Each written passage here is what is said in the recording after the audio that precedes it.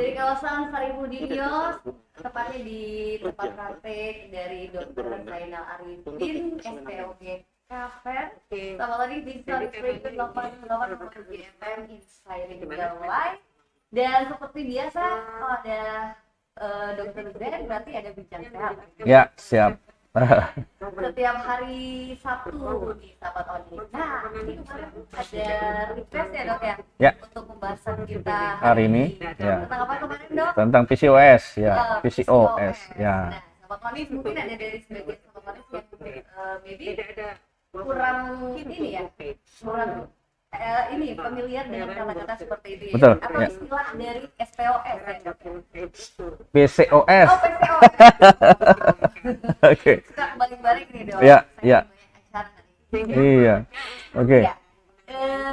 Dan juga kita lagi live streaming nih sama tadi di Zainal Arifin _ Zen, ya. Zen ya. Dan juga kita live di Onix Radio 88,7 FM. Jadi stay tune terus selama 1 jam ke depan. Dan di sesi pertama seperti biasa kita membahas dulu nih apa sih dari definisi PCOS, ya. Betul. Dalam keadaan yang seperti apa yang disebut sebagai PCOS ya dok Ya. Oke, langsung aja ke Dr. Zainal Arifin. Oke, terima kasih. Terima kasih Mbak Devi. Selamat pagi semuanya. Sahabat Onyx sekalian. Hari ini kita bertemu kembali dengan saya, Zainal Arifin, untuk membahas mengenai sesuai dengan permintaan kemarin ya dari beberapa pemirsa, wah, beberapa pendengar juga Onyx ya, mengenai hari ini kita ngangkat tema dengan PCOS. PCOS sebenarnya suatu singkatan. Kepanjangannya adalah Polycystic Ovarian Syndrome. Polycystic Ovarian Syndrome itu bahasa Inggris sebenarnya. Kalau bahasa Indonesianya sindrom ovarian polikistik ya atau SOPK. Artinya apa? Sindrom itu adalah merupakan suatu kumpulan gejala. Kumpulan gejala yang terjadi akibat dari kelainan di ovarium. Nah, apa saja kumpulan gejala yang terjadi? Kumpulan gejala terjadi adalah makanya disebut dengan sindrom karena beberapa kumpulan gejala. Gejalanya yang pertama adalah gangguan siklus haid. Disebut dengan gangguan siklus anovulasi. Minggu kemarin udah kita pernah bahas. Anovulasi artinya sel telur tidak ovulasi, tidak pecah. Sehingga menyebabkan haid jadi tidak teratur. Gejalanya anovulasi adalah bisa tidak haid beberapa bulan, bahkan bisa sudah bertahun-tahun. Bisa haidnya tidak teratur, kadang haid, kadang enggak, kadang haid, kadang enggak, atau pendarahan terus-menerus tapi bukan haid. Nah, itu gangguan haid yang disebabkan oleh anovulasi tadi. Satu gejalanya. Yang kedua adalah didapatkan tandanya hiperandrogen. Apa disebut dengan hiperandrogen? Androgen adalah hormon laki-laki.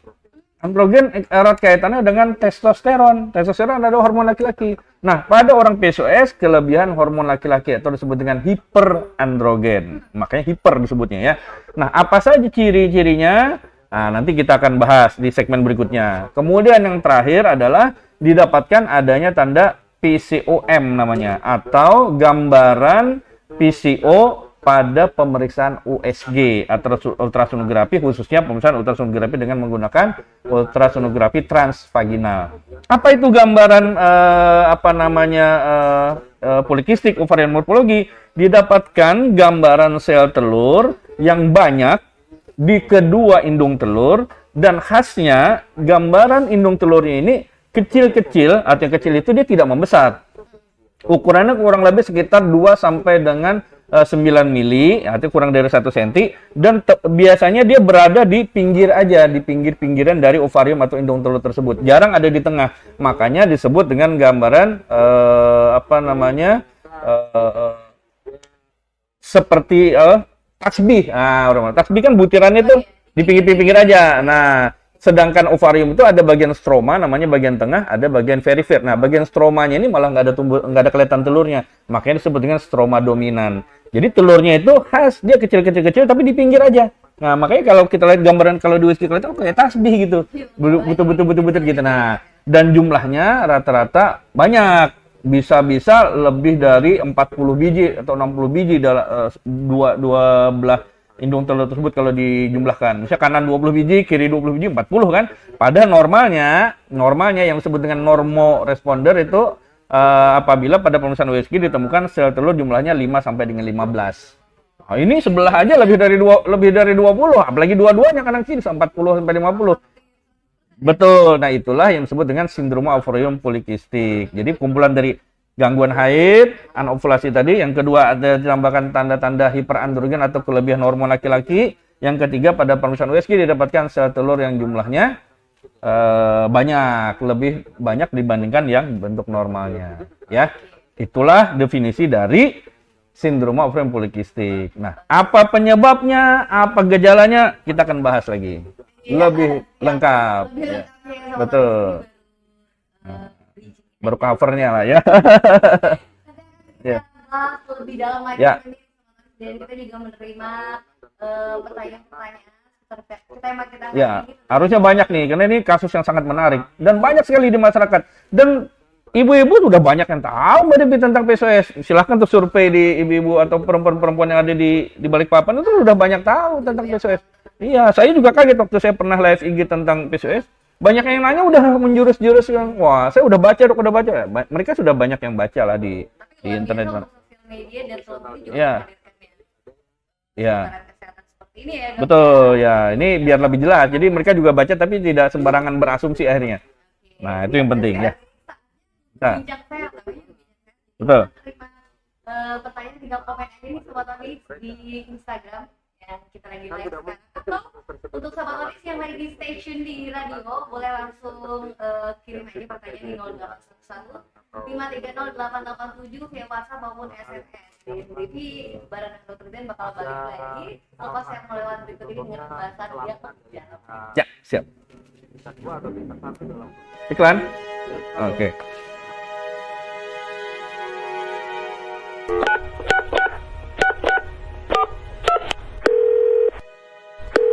Halo, Halo Dema, iya Ma, Dema sudah belajar? sudah, Dema sudah makan? sudah, Dema sudah mandi belum? udah. Sekarang Dema lagi ngapain? Mas lagi dengerin Onyx Radio 88,7 FM. Stay tune. Hah?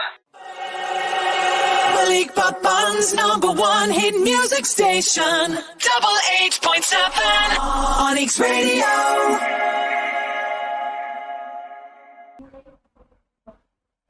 Onyx Radio 88,7 FM Inspiring Your Life. Sobat Onyx, masih lagi bareng Devi dan dokter spesial kita yang sangat luar biasa ya.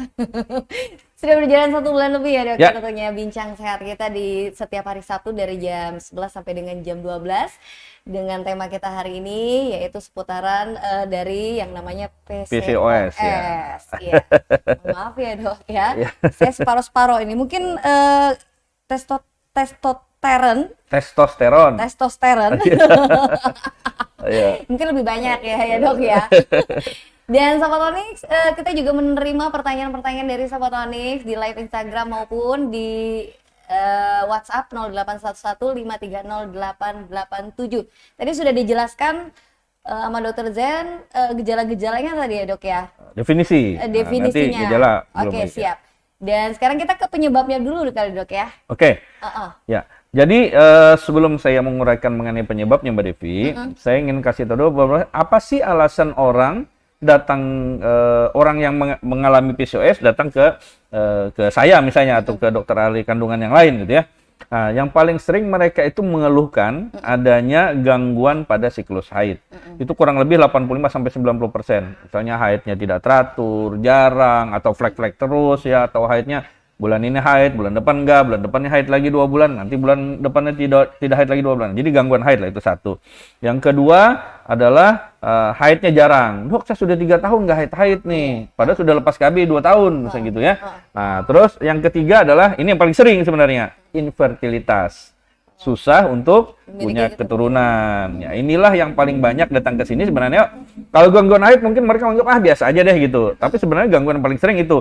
Nah, tapi yang paling banyak ke sini adalah orang yang mengalami PCOS dengan gangguan kesuburan atau infertilitas. Itu yang paling banyak ya. Nah, kemudian gangguan yang lain sebenarnya sih yang bisa juga datang ke kita yang mengalami PCOS biasanya gangguannya hirsutism. Apa itu hirsutisme? Tumbuh bulu-bulu halus akibat tingginya hormon androgen. Misalnya ada yang ngeluh, mohon maaf nih, kayak ada artis dangdut kita lah, saya nggak usah sebutkan namanya, miripnya kumisnya kayak kumis laki-laki gitu, walaupun tipis tapi jelas berkumis, gitu.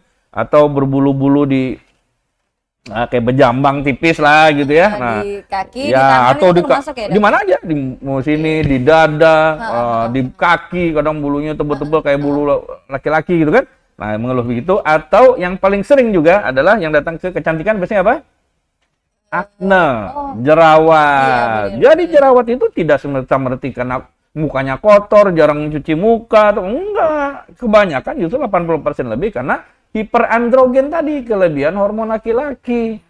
Tapi, nah, kalau Mbak Devi ada datang ke dokter kecantikan, ada dokter yang lebih mengerti bahwa dia memang, karena dia dokter, bukan dokter-dokteran ya, maksudnya di dunia kedokteran medis, dia mengatakan kalau hiperandrogen ini kelebihan hormon apa? Ada yang tahu nggak? Kelebihan hormon genit. Tapi memang ternyata benar. Ya, kalau perempuan yang memiliki kelebihan hormon laki-laki ini cenderung nafsu seksualnya lebih besar dibandingkan yang tidak. Makanya sebetulnya kelebihan hormon genit. Ya. Ya, ini bukan dia cuman menghibur, enggak. Ya, itu penyebabnya. Kayak bilang tadi, kelebihan hormon testosteron. Jadi seksual aktifnya lebih tinggi dibandingkan kalau yang bukan gitu ya. Oke. Nah, kemudian itu tadi alasan orang datang ke klinik atau ke tempat kita. Nah, kemudian gejalanya. Ya tentunya yang sesuai yang 3 tadi, ya, haid tidak teratur. Yang kedua tadi, gejala hiperandrogen apa saja? Ya, tumbuh bulu-bulu halus yang harusnya tidak tumbuh pada wanita, nih tumbuh kumisan, jenggotan, bulu di dada, bulu kaki lebat dan segalanya. Nah, kalau lebih disingkat lagi ke dalam ya, bulu kemaluannya lebih lebat dibandingkan orang kayak gitu ya. Bulu ketiaknya lebih lebat daripada orang. Nah, itu salah satu gejalanya. Kemudian yang kedua, kelebihan hormon laki-laki juga menyebabkan terjadinya produksi minyak yang berlebih. Sehingga menyebabkan muka berminyak, jerawatan, ketombean. Nah, itu juga penyebabnya karena hormon laki-laki yang berlebih atau hiperandrogen tadi itu, ya. Nah, terus yang ketiga adalah gejalanya yang paling nampak adalah infertilitas atau susah untuk punya keturunan.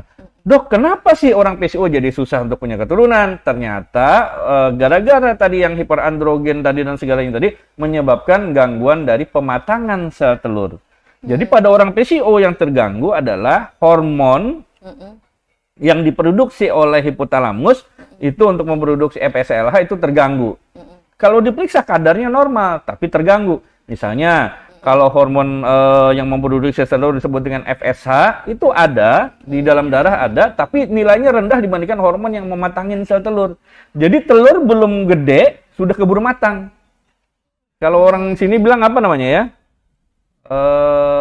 Buntat ya, apa? Bantat ya, bantat. Nah, bantat. Pernah tahu kue kan? Kalau kita masak kue, kalau yang bolu kan, gitu ya, bolu dia kan harusnya ngembang. Ini kok nggak mengembang, padahal bahannya sama, semuanya sama, tapi dia nggak mengembang. Nah, itu tadi, matang sebelum waktunya. Nah, sehingga telur belum gede sudah dianggap matang. Sehingga dia tidak bisa pecah, tidak terjadi ovulasi. Kalau tidak ovulasi kan sudah jelasan sebelumnya, tidak akan pernah terjadi sel telur yang bisa dibuahi oleh sperma. Karena syarat sel telur bisa dibuahi, dia harus pecah dulu atau ovulasi dulu. Baru bisa ketemu sama sel sperma. Nah, pada pasien PCOS tidak terjadi ovulasi. Karena tidak terjadi ovulasi, tidak ada yang dibuahi oleh sperma. Walaupun sperma suaminya bagus, banyak, sehat. Walaupun saluran telurnya tidak buntu. Tapi telurnya tidak ada yang dibuahi. Maka terjadi gangguan kesuburan akibat tidak bisa dibuahinya sel telur. Itulah yang terjadi pada orang PCOS. Ya. Nah, kemudian penyebabnya. Nah, ini penting. Penyebabnya banyak. Sampai saat ini tidak bisa terjelaskan penyebabnya cuma satu. Tapi ada beberapa penelitian mengatakan penyebab yang pertama karena memang genetik, keturunan. Genetik itu sangat memegang peran penting ya untuk bisa walaupun tidak semua keturunannya dia pasti PCOS. Tapi setelah dirunut ke atas, kalau orang PCOS pasti ada keturunan yang kena PCOS juga sebelumnya. Satu. Yang kedua, faktor lingkungan. Ini juga. Jadi kalau genetik aja tidak ada faktor lingkungannya, nggak akan jadi. Faktor lingkungan ada tapi tidak ada genetiknya juga tidak terlalu muncul PCOS-nya. Nah, faktor lingkungannya apa? Yang paling penting adalah masalah kelainan malnutrisi namanya. malnutrisi. Seperti apa itu, Dok? Ya malnutrisi ya obesitas, ya kegemukan, ya kan? Atau misalnya dia suka mengkonsumsi makan-makanan yang mengandung karbohidrat tinggi, lemak tinggi. Nah, sehingga malnutrisi ini menyebabkan gangguan yang paling sering adalah disebut dengan obesitas. Nah, jadi pada pasien-pasien PCOS hampir 80% disebabkan karena malnutrisi ini tadi. Nah, malnutrisi menyebabkan obesitas, obesitas menyebabkan apa? Resistensi insulin. Nah, sedangkan resistensi insulin itu sendiri juga bisa berakibat sebagai lingkaran setan menyebabkan obesitas. Jadi gara-gara insulin tidak bisa memasukkan gula ke dalam sel, maka insulin beredar juga di organ-organ yang lain sehingga menyebabkan gangguan pada organ yang lain. Apa saja organ lain yang terganggu? Liver, terus pankreas sendiri sebagai si produksi insulin, kemudian usus sebagai faktor pencernaan. Nah, salah satunya lagi yang terganggu adalah sel telur. Nah, akibat resistensi insulin maka terjadi gangguan dari perkembangan sel telur. Karena dia sangat mempengaruhi baik ke atas langsung ke otak maupun ke ovariumnya sendiri, sehingga ovariumnya menghasilkan sel telur yang tidak matang tadi itu, tidak bisa besar, matang tapi nggak mau besar sehingga tidak terjadi ovulasi. Nah, itulah yang menjadi penyebabnya. Nah, nanti penyebabnya inilah yang menjadi dasar kita untuk bagaimana cara mengatasinya. Oke, Ya, siap. oke, Itu dia penyebabnya. Tapi kalau untuk aktivitas tidak termasuk dalam penyebabnya ya, Dok? Ya? Nah, kan seperti saya bilang tadi, penyebabnya adalah karena obesitas. Obesitas disebabkan oleh karena juga salah satunya resistensi insulin. Resistensi insulin bisa saja diakibatkan oleh gangguan metabolisme. Metabolisme sangat berperanan nanti dengan aktivitas. Itu di penata laksanaan nanti kita akan bahas. Oke. Apa sih yang harus dilakukan pada orang resistensi insulin? Apa saja yang harus dilakukan selain pengobatan? Nah, itu kita bahas nanti selengkap-lengkapnya. Oke, siap, ya. Dok. Ini kebetulan banyak banget nih pertanyaan-pertanyaan dari sahabat Onyx dan juga yang di live Instagram. Kita kasih dulu deh, ini yang simple aja deh, Dok. Ya. Ini pertanyaannya, Dok, saya ada beberapa teman yang dulunya mungkin mengalami obesitas atau mungkin kegemukan ya, Dok. Ya. Tapi setiap alasannya dia tidak mendapatkan haid adalah katanya itu tertutup lemak. Ya. Iya, tapi Devi juga pernah pengalaman sih, Dok, Ya. kasus seperti ini. Nah, ini mungkin bisa dijelaskan sedetailnya kali ya, Dok ya. Ya, oke, bagus. Itu adalah pertanyaan orang awam sih sah-sah saja seperti itu. Dia berasumsi kan, berasumsi bahwa apabila haid tidak teratur karena ketutup lemak itu tadi kan. Ya, secara asumsi logikanya mungkin kenal lah itu. Gara-gara itu misalnya rahimnya ketutup lemak sehingga nggak bisa ngeluarin darah haid, misalnya begitu. Jadi sebenarnya kan seperti saya bilang tadi, resistensi insulin terjadi akibat obesitas atau lemak yang berlebihan tadi itu menyebabkan gangguan dari pematangan sel telur. Seperti saya bilang sebelumnya di awal pada saat kita membahas mengenai gangguan haid, bahwa seharusnya sel telur itu berkembang sesuai dengan nilai perkembangannya dia. Semakin dia membesar, semakin dia akan memproduksi hormon estrogen. Hormon estrogen berfungsi untuk menebalkan dinding rahim.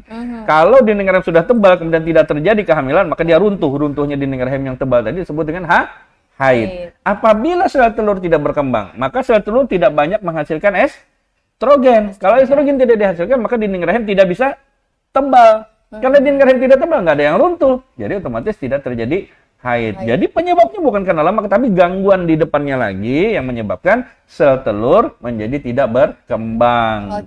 Ya, jadi bedakan antara lemak dengan karbohidrat ya. Karbohidrat akhirnya bisa menumpuk menjadi lemak karena karbohidrat yang tidak terpakai sisanya akan disimpan dalam bentuk glikogen. Glikogen disimpan dalam lemak. Jadi ada benarnya, ada nggak pasnya gitu ya. Jadi bukan lemak yang langsung menyebabkan begini, tapi itu adalah sisa sebenarnya. Jadi gemuk atau obesitas itu merupakan satu tanda bahwa metabolisme di tubuhnya dia tidak bagus. Mungkin gitu. ini sama kayak ini ya, ngasih permen ke anak kecil, jangan makan permen nanti saya gigit, tapi ada bener itu kan kalau terlalu banyak. Misalnya itu bukan masalah sakit gigi, bukan masalah permen yang bikin sakit gigi. Permen mengandung gula karbohidrat yang sangat disenangi oleh kumannya yang bikin sakit gigi sebenarnya. Kalau anak Anda makan permen tapi rajin sikat gigi, tidak akan Nggak akan terjadi. kena. Nah itu loh maksud saya di situ. Ya, tapi orang bisa saja menyimpulkan gara-gara permen sakit gigi. Iya. Nah. Kalau orang tua kan seperti itu ya. Tapi Dok, kan ya. ada pertanyaan, kenapa yang satu lagi suka doyan permen tapi dia nggak sakit gigi? Nah, itu Karena dia dia. sikat Sikat gigi gitu. Jadi mungkin ada benernya, ada tidak benernya juga ya. Ya. Tapi penjelasannya sangat jelas banget dari Dokter Zen. Dan kembali ke pertanyaan berikutnya nih dok. Ya. Ini soal emosi nih katanya. Dok, saya orangnya emosian banget. Apa itu berpengaruh dengan haid atau bisa menjadi salah satu penderita PCOS? Nih, Dok? Seperti saya bilang tadi, penyebabnya adalah karena gangguan dari hormon yang memproduksi atau yang mengembangkan sel telur. Oke. Hormon itu terutama FSH dan LH, follicle stimulating hormone dan luteinizing hormone. FSH dan LH ini dirangsang hormon di atasnya lagi yang disebut dengan GnRH, gonadotropin releasing hormone yang diproduksi di hipotalamus. Di situ di hipotalamus itu pusat dari segala sentral sistem yang ada di tubuh kita. Emosi. Nah, bagus sekali. Emosi berperan nggak untuk mempengaruhi itu? Berperan. Makanya ada gangguan haid yang disebabkan oleh gangguan karena stres, ya kan? Karena tekanan. Tapi dia tidak berhubungan dengan si PCO ini tadi. Justru kalau gangguan haid atau gangguan ovulasi akibat emosi yang akibat stres yang tinggi bisa mengakibatkan rendahnya hormon yang dua tadi itu, FSH dan LH tadi, disebut dengan hipogonadotropik hipogonadism. Contohnya, pada pasien emosi sehingga hormon semua tadi turun, sel telur tidak berkembang akibat dari rendahnya hormon ini tadi, yang dua ini tadi. Tapi kalau pada PCOS, hormon yang dua tadi normal, bahkan cenderung tinggi. Itu bedanya. Nah, jadi bisa menyebabkan bukan PCOS, bisa menyebabkan tidak haid teratur, iya. Si emosi yang tinggi tadi. Tapi dia bukan menyebabkan PCO. Jadi nanti penanganannya dokternya menangani bukan menangani penanganan sebagai pasien PCO, tapi penanganan si stresnya tadi itu. Kalau nggak salah, nggak sama-sama tidak haid gejalanya, tapi obatnya bisa berbeda. Penanganannya bisa berbeda. Ya, Kasus ibu ini berbeda dengan kasus orang penderita PCOS, walaupun gejalanya mirip. Nah, dia juga menjelaskan dari Derindra ini ya. Dia juga menjelaskan di bawahnya. Ya. Katanya dia memang memiliki gejala jarang haid ini. Nah ya, jarang haidnya tadi itu makanya saya bilang jarang haidnya tapi bukan karena PCOS. Mungkin butuh karena liburan kali ya. Kelamaan di PKM jadi nggak kemana-mana. Betul. So, ini kita balik lagi nih sama Tony. Ya. Karena ada break yang bakalan mau lewat, nanti juga ada beberapa pertanyaan bakalan langsung dijawab sama Dr. Zen. Jadi mesti sabar dulu, tapi yang mau bertanya silakan langsung aja komen di bawah. Dan boleh WhatsApp juga di 0811530887. Kita kembali lagi selepas yang melewat berikut ini. 4345. Halo. Halo Dema. Iya, Ma. Dema sudah belajar? Sudah. Dema sudah makan? Sudah. Dema sudah mandi belum? Udah. Sekarang Dema lagi ngapain? Demas lagi dengerin Onyx Radio 88,7 FM. Stay tune. Hah? Balikpapan's #1 hit music station, Double 8.7 Onyx Radio.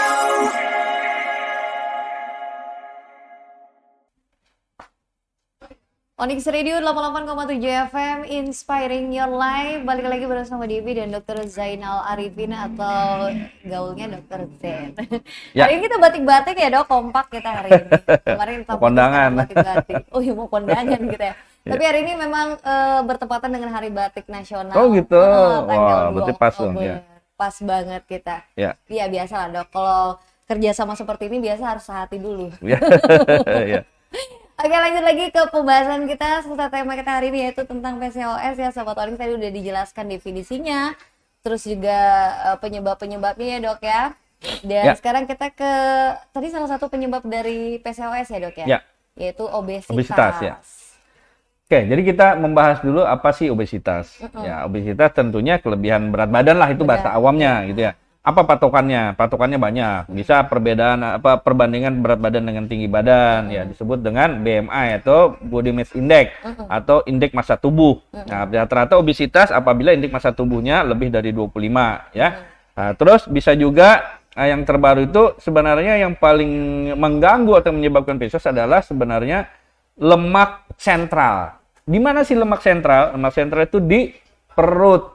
sebenarnya. Makanya yang banyak digunakan saat ini tidak hanya menggunakan indeks massa tubuh tadi aja, tapi juga menggunakan LP. Apa itu LP?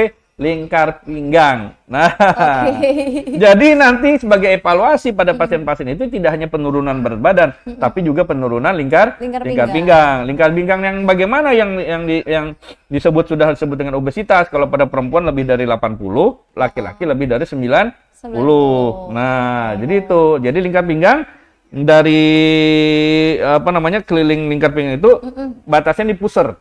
Nah, itu patokannya pusar aja. Kalau perempuan lebih dari 80, laki-laki lebih dari 90 sebut sudah kriteria obesitas. Nah, nanti kan ada pasti dikasih dokternya tata cara untuk menurunkan berat badan. Jadi sebenarnya tujuannya tidak hanya menurunkan berat badan, tapi juga menurunkan lingkar pinggang. Kan ada tuh orang yang tidak gemuk tapi perutnya buncit. Justru itu yang tidak bagus karena berarti kadar lemak sentralnya tinggi. Nah, apa sih pengaruhnya lemak sentral berakibat buruk terhadap kondisi seorang perempuan terutama ya? Yang pertama di sini dikatakan bahwa dengan orang yang obesitas otomatis biasanya dia dietnya itu tinggi lemak dan tinggi karbohidrat, rendah serat, rendah protein. Nasinya makan banyak, ya suka bergoreng-gorengan, minyak-minyak, makan buah jarang, makan sayur ogah. Nah, ya proteinnya kurang ya. Ya, jadi nasi kan biasa dari kampung kan, nasi sepiring, dagingnya kecil tuh, ikan selar 1 ekor gitu. Yang penting kenyang. Kenyang. Proteinnya nggak ada gitu. Coba kalau kita misalnya mohon maaf nih kalau misalnya di negara-negara lain, karbohidrat mungkin mereka sedikit, tapi wah steak loh, bagaimana steak Eropa, wah itu dagingnya kalau kita makan hotdog, makan apa? Burger apa segala, dagingnya kadang 2 lapis tuh kan, double burger gitu kan. Kalau kita nggak muat mulut orang ke sana muat aja, teman. Maksudnya dia proteinnya tinggi, walaupun karbohidratnya juga lumayan gitu ya. Nah, tapi di tempat kita kebalik, karbohidrat lebih tinggi, lemak lebih tinggi dibandingkan protein dan serat. Nah, itu berakibat pada apa? Terjadinya ketidakseimbangan antara bakteri usus yang positif dengan yang negatif di dalam organ pencernaan kita. Nah, ini menyebabkan terjadinya kebocoran-kebocoran di usus, di sel-sel usus, yang menyebabkan meningkatnya terjadinya inflamasi atau peradangan.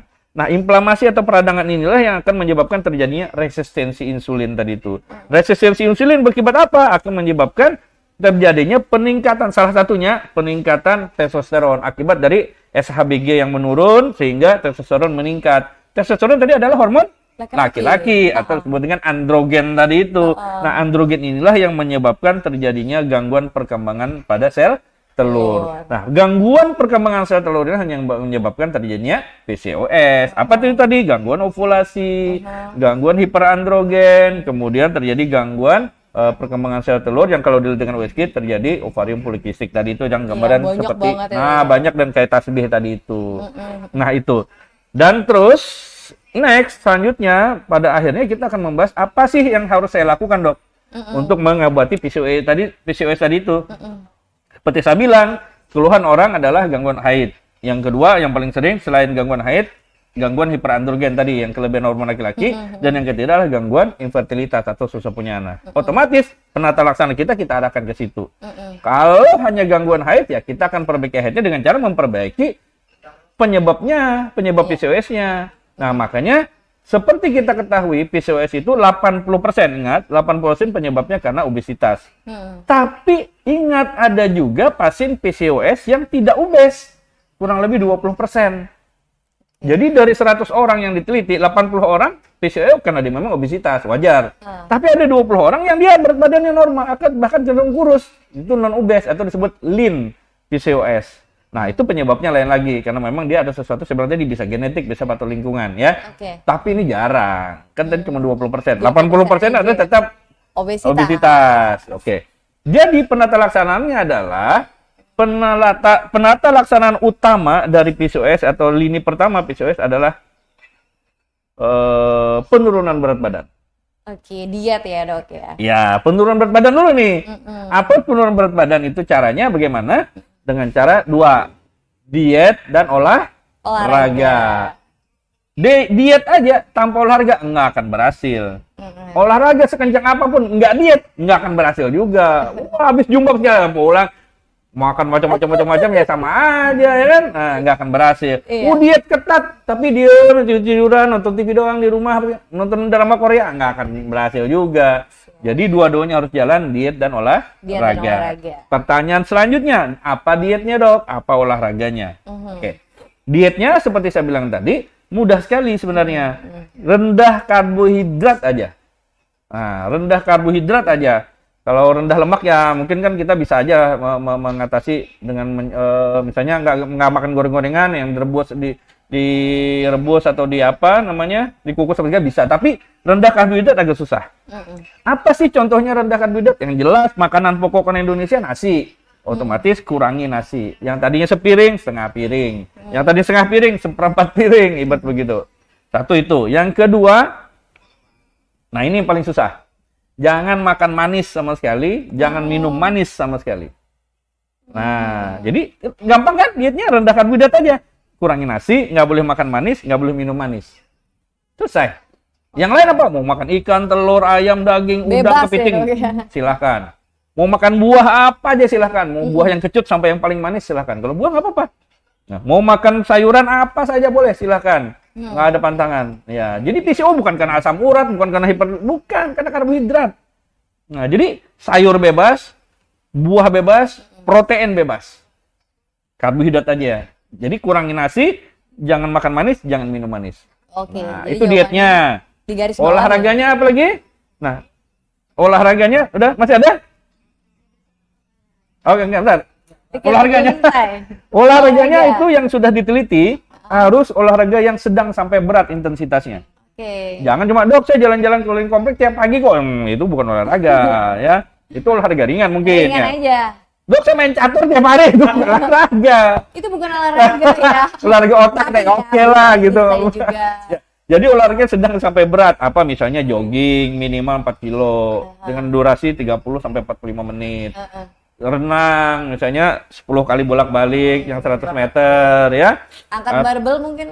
Nge-gym ya. Terus misalnya zumba, aerobik atau apa. Pokoknya olahraga sedang sampai berat. Tapi jangan lama-lama, durasinya cukup 45 sampai 65 menit. 60 menit. Jangan kasihkan sampai 2 jam 3. Nggak bagus. Asam laktat naik akhirnya Anda nggak akan kurus juga. Yang ada lapar. Akhirnya makan lagi. Jadi betul. Jadi olahraganya sedang sampai berat 45 sampai 60 menit. Kemudian jangan lama-lama, jangan sering-sering, cukup 2 sampai 3 kali dalam seminggu. Ya, kalau Anda sering-sering, itu tadi yang ada Anda capek, malas, asam laktat meningkat, akhirnya Anda seminggu nih full olahraga, minggu depannya semingguan juga nggak olahraga sama sekali. Sakit yang ada ya dok ya. Betul, over exercise namanya. Ya udah Anda atur aja yang penting teratur 2 sampai 3 kali dalam seminggu, sedang sampai berat 45 sampai 60 menit. Nah, itu sasarannya adalah untuk menurunkan berat badan dan menurunkan lingkar pinggang. Ya. Lingkar pinggang. Lingkar perut. Lingkar perut. Lingkar perut. Ya, gitu. Itu untuk perempuan 80 tadi ya, Dok ya. 80, laki-laki 90. Dan kebetulan itu adalah pertanyaan dari Anita yang memang dari tadi dia bertanya yang pada saat seperti apa yang dinamakan obesitas itu udah langsung dijawab sama ya sudah kita lihat tadi ya, dari berat badan BMT-nya lebih dari 25 atau lingkar pinggang lebih dari 80. Ya, terus satu dari pelaksanaan selanjutnya adalah ya tergantung penyebabnya. Gangguan haid ya kita atur haidnya, itu urusan dokter sudah yang itu. Jadi pengobatan nanti ada pengobatan untuk haid atau infertilitas. Nah, kalau infertilitas tetap kembalikan ke infertilitas. Apa yang harus dilakukan kalau pada pasien infertilitas?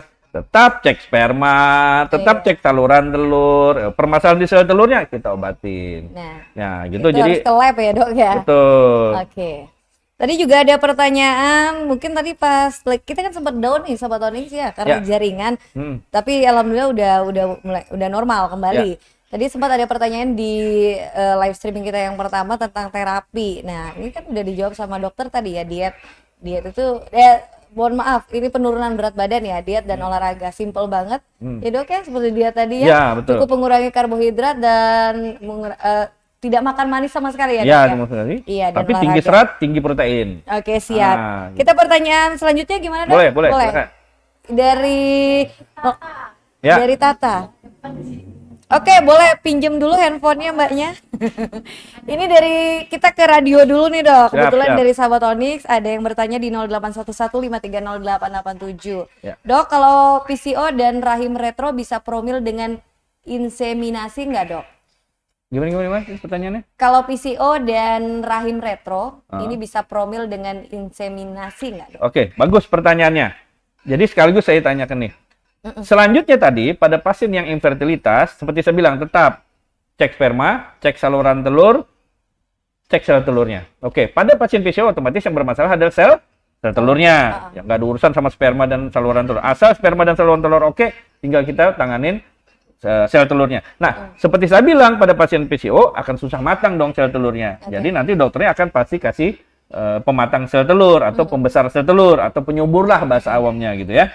Nah, terus apa yang harus dilakukan pada pasien PCO untuk yang fertilitas? Biasanya atau dari patokannya yang sudah digariskan oleh beberapa literatur,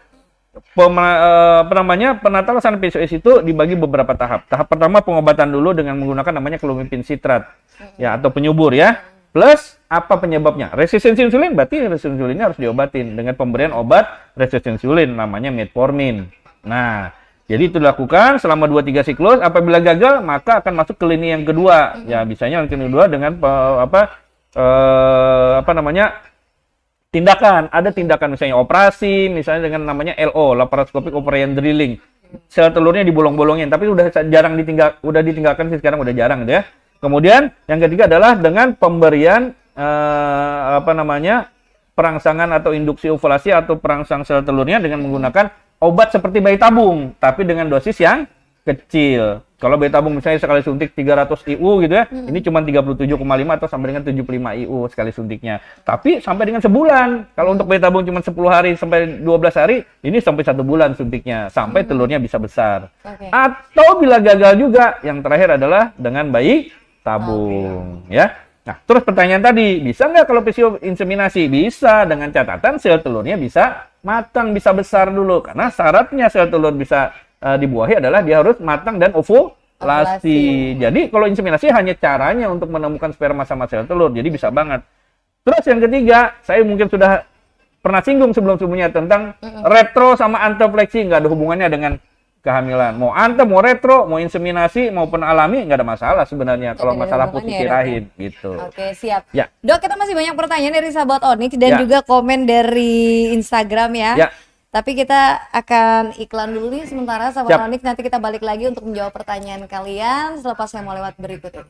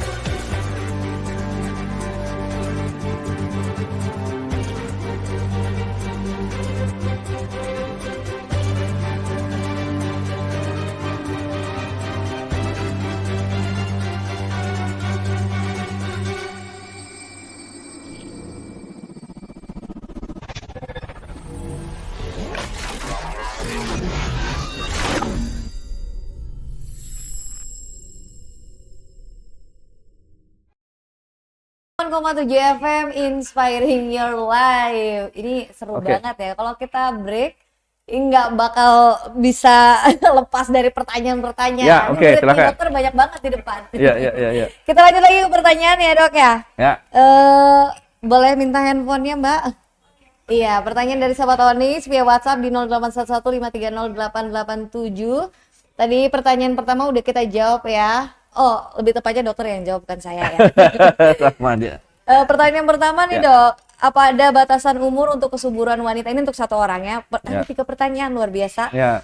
3-in-1 dia, apa ada batasan umur untuk kesuburan wanita? Yang kedua, jika ada maka apa tanda-tanda batas dari ambang menurunnya kesuburan wanita tersebut, baik dari segi umur dan lain-lain. Yang ketiga, minimal umur berapa normalnya menopause pada seorang wanita dan tanda-tandanya? Oh, dari Julham nih. Mungkin bisa dijawab. 3-in-1 Oke. nih, Jo. Ya. Ya sebenarnya sih lepasin dari topik kita, tapi nggak apa saya jawab lah ya. Oh, Jadi seorang perempuan seperti pernah saya mungkin waktu kita gangguan haid saya sudah ngomong bahwa seorang perempuan itu dapat suatu jatah kesuburan disebut dengan sel telur itu dari mulai dia sejak dalam kandungan sampai dia nanti menopause. Jadi sel telur itu dibawa oleh seorang perempuan dari sejak dia dalam kandungan sampai dengan dia menopause itu jatahnya akan berkurang tapi tidak akan nambah. Jadi di dalam kandungan perempuan dapat jatah kurang lebih sekitar 6 juta sel telur. 6 juta loh. Pada saat dia masih di dalam kandungan ibunya. Kemudian pada saat dia setelah dilahirkan banyak yang mati hilang rusak telurnya tersisa setelah dilahir kurang lebih 2 juta. 2 juta sel telur pada saat dia dilahirkan. Nah, kemudian dari sejak dia lahir sampai dengan meningkatnya usia sampai menjelang usia pubertas dan sampai dia menjelang usia untuk reproduktif di atas pubertas ya, itu haid pertama atau menarche, itu sel telurnya tersisa 500.000. 500.000 inilah yang akan dihabiskan oleh dia sampai dia nanti menopause. Nah, jadi perempuan memang bisa kehabisan kesuburan. Beda sama laki-laki. Laki-laki selama buah jakarnya masih produksi sperma nggak akan selesai kesuburannya ya. Tapi pada perempuan ada batasan. Kalau sel telur sudah habis, maka dia berhenti kesuburannya. Jadi jelas ada batas. Yang kedua, kapan mulai ada batas? Dari penelitian dikatakan orang Indonesia rata-rata menopause usia antara 50 sampai 55 tahun. Mulai menopause-nya, masuki masa menopause. Itu 50 sampai 55 tahun. Arti menopause adalah habisnya cadangan sel telur. Oke. Terus bagaimana cara mengetahuinya? Cara mengetahuinya dari gejala dan pemeriksaan. Kalau gejala otomatis adalah menurunnya kuantitas maupun kualitas haid. Kuantitas haid misalnya yang tadinya bisa haidnya seminggu, ini kok 3-4 hari udah bersih. Oke. Yang tadinya sehari 3 kali sampai 4 kali pembalut, ini paling sehari 1-2 pembalut atau mungkin 1 pembalut berkurang ya. Terus yang ketiga, gejala yang lain adalah gejala-gejala yang gejala penuaan lah itu ya. Ya macam-macam gejala penuaan mulai dari seks sekundernya menurun sampai dengan gangguan-gangguan organ yang lain yang ya disebut penuaan lah, kulit keriput ya, kemudian penurunan daya ingat, emosi meningkat dan lain-lain itu. Kemudian secara laboratoris adalah terjadinya penurunan cadangan sel telur. Bagaimana cara mengetahui cadangan sel telur menurun? Dengan 2 pemeriksaan. Ada pemeriksaan ultrasonografi, didapatkan sel telurnya sedikit. Biasanya normal saya bilang tadi 5 sampai 15. Ini mungkin pada orang yang sudah menurun cadangan sel telurnya ditemukan cuma 4 atau 2 atau 3 atau bahkan mungkin 1 biji doang telurnya dalam 1 siklus haid. Atau pemeriksaan laboratorium disebut dengan pemeriksaan AMH namanya, anti-Mullerian hormone. Nah, AMH ini kadar AMH ini menentukan cadangan telur ibu. Normalnya AMH 1,2 sampai dengan 4,6. Nah, tapi kalau sudah di bawah 1, 0, berapa, atau bahkan 0,01 gitu, berarti cadangan telurnya sudah sangat sedikit. Jadi, cara mencari mengetahui cadangan telurnya menurun atau tidak, selain gejala tadi, dengan pemeriksaan tadi, USG transvaginal untuk melihat sel telur, atau pemeriksaan hormon disebut dengan AMH tadi. Ada juga yang memastikan bahwa ini sudah menopause apa belum selain AMH adalah pemeriksaan hormon telur, apa tadi? FSH dan LH. Follicle stimulating hormone dan luteinizing hormone. Apabila kadar sudah tinggi, LH dan FSH sudah lebih dari 10, maka itu sudah masukin masa menopause. Ini udah jelas ya semua sebenarnya di luar tema kita. Betul. Tapi dijawab aja sama dokter. Saking baiknya dokter nih. Lanjut lagi nih dokter Inwan lagi. Apakah wanita dengan PCOS pasti bisa hamil? Yang kedua, apabila wanita PCOS tidak ada masa suburnya, bukankah percuma berhubungan Apakah PCOS harus dapat mendapatkan penanganan? Apakah dampak bila terlambat penanganan? Yang ketiga, penanganan apa yang diberikan apabila dengan konsumsi metformin dan profertil tidak berpengaruh? Banyak Amir. Borongan. Borongan. Oke, it's okay, nggak Yang masalah. pertama nggak nih masalah. dok, wanita PCOS bisa Ya. hamil nggak? Bisa hamil, bisa hamil, bisa hamil, bisa. Jadi beda sama tadi misalnya wanita yang saluran telurnya buntu dua-duanya, nggak akan bisa hamil. Oke. Tapi kalau PCO bisa hamil, tapi harus ditanganin PCO-nya. Harus Ya ditanganin. dong, kalau nggak ditanganin kan telurnya tidak ovulasi. Kalau tidak ovulasi gimana mau dibuahi? Siap. Nah, terus apa lagi yang Jadi kedua tadi? ada ini ya dok ya. Ya. Yang kedua, apabila wanita PCOS tidak ada masa suburnya, bukankah percuma berhubungan? Setuju, bukan masalah mau doang. Kalau berhubungan mah kasihan bapaknya nggak mau berhubungan.